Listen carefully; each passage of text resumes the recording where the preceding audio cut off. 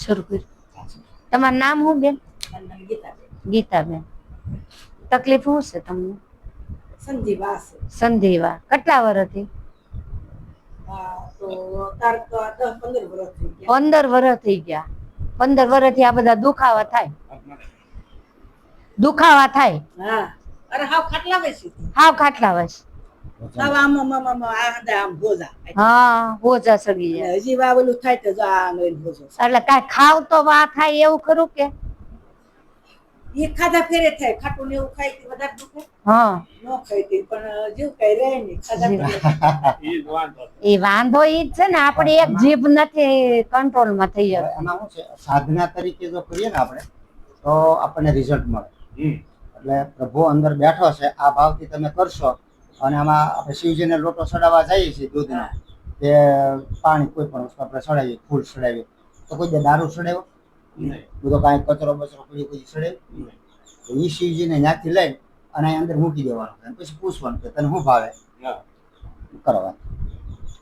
તો અમારી સિસ્ટમ એવી છે કે સવારે ઉઠીને 2-3 કલાક મોઢામાં કાંઈ નહીં નાખવાનું, પછી પાલકનું જ્યુસ બનાવવાનું છે.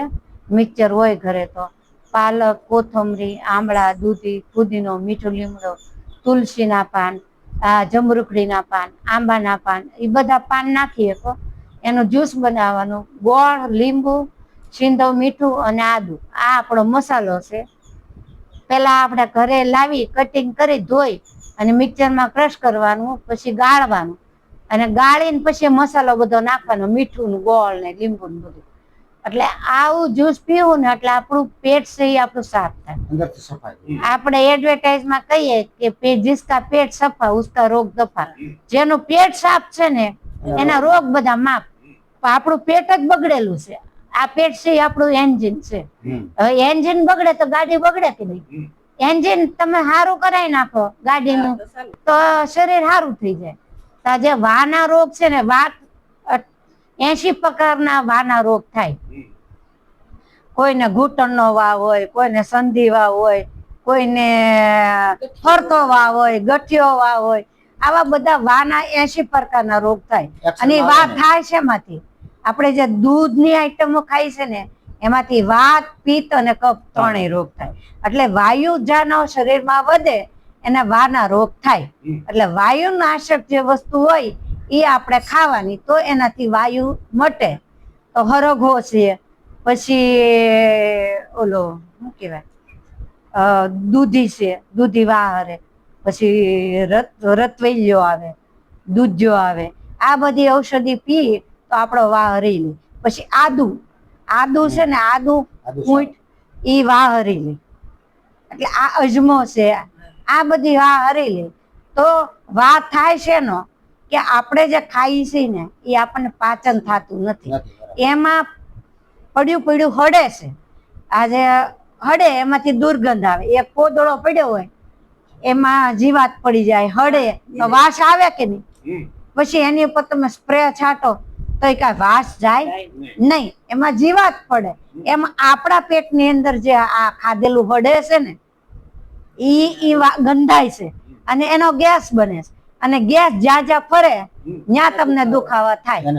તો એનો વા કાઢવા માટે અમારી સિસ્ટમ આવી છે કે સવારે પાલકનું જ્યુસ પીવાનું છે, બપોરે ભૂખ લાગે તો ગાજર, કાકડી, ટમેટા, સલાડ ખાવા, જે ખેતરમાં ઉગ્યું હોય. બરાબર છે. રીંગણું મળે તો એ ખાઈએ ક્યાંય, ભીંડા મળે તો એ ખાઈએ ક્યાંય.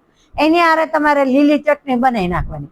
આદુ, કોથમરી, મરચા, શિંગદાણા, મીઠું, ગોળ, લીંબુ, આવી ટેસ્ટી ચટણી બનાવો ને તો તમને 1 કિલો ટમેટા લઈ લો. ધારો કે 20 રૂપિયાના કિલો ટમેટા, તો 1 કિલો ટમેટા લઈ લો, તમે ધરાઈ જાઓ. તમને ખાવાનું બીજું મની ન થાય. પછી કેરી, ટાણામાં કેરી હોય તો કેરી ખાઈએ, એમ ઈ ખાવાનું છે. પછી રાતે એક ટાઈમ આપણે જુવાર બાજરીનો રોટલો અને વેલાવાળા શાક, દૂધી છે, તુરિયા છે, જે આપણને પચવામાં હેલા પડે, હળવા રહ્યા, ઈ ખાવાનું છે. અને નથી ખાવાનું ની ધ્યાન રાખવાનું. ખાવામાં જો કઈ ખવાઈ જાય ને તો તકલીફ નહીં પડે, પણ નહીં ખાવાનું આપણે ખાવું તો આપણને રોગ ફવડો લઈ ગયા. કારણ કે પહેલાના જમાનામાં રોગ નહોતા.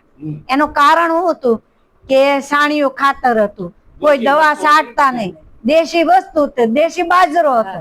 અત્યારે બધું કેમિકલ વાળું છે એટલે ઈ આપણને નુકસાન કરે અને એના બધા રોગ છે. આપણે તો આપણે નથી ખાવામાં દૂધ અને દૂધની આઈટમ બંધ કરવાની, બેકરી આઈટમ બંધ કરવાની, ખાંડ બંધ કરવાની, મીઠું બંધ કરવાનું અને તેલ બંધ કરવાનું.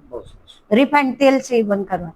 તો રિફાઇન્ડ તેલની જગ્યાએ આપણે કાચી ઘાણીનું તેલ લેવાનું છે, ખાંડની જગ્યાએ ગોળ વાપરવાનો છે, મીઠાની જગ્યાએ સિંધવ મીઠું વાપરવાનું અને બેકરી આઈટમ બદલે જુવાર બાજરીનો રોટલો.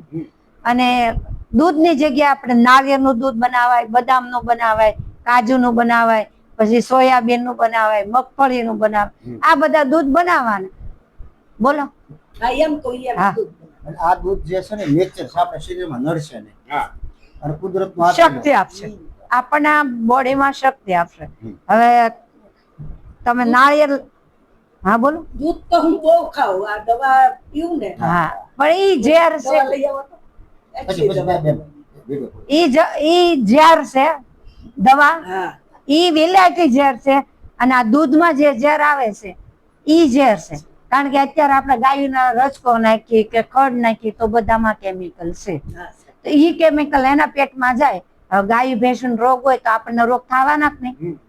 હે પેલા તો કેવું હતું કે સાણિયું ખાતર નાખીને જ ઘરમાં ઉગાવેલું ખડ હા ઈ ભેંસુને આપણે ખવડાવતા. દવા medicine. પછી ખાંડ નાખતા, ટોપરાનો ખોળ ને ઈ બધું આપતા. અત્યારે તો આપણે ગાયોને શું ખોરાક આપીએ છીએ? જે ખેતરમાં પાકે ઈ. તો ખેતરમાં બધું કેમિકલ વાળું પાકે એટલે આપણને દૂધ નથી પચતું, એટલે આ બધા રોગ થાય. એટલે દૂધ ખાવાની ના પાડે કે દૂધ અત્યારે તમારે તો ગામડામાં સારું કે ચોખ્ખું દૂધ મળે, અમારા શહેરમાં તો એટલું કોથળિયું જ મળે. તો એમાં શું આવે? કેમિકલ, એટલું યુરિયા ખાતર આવે. એટલે આટલું તમે ઘરે બેઠા કરો, તમારે 15 દી કરી જવું, તમને સારું લાગે તો આગળ વધવું.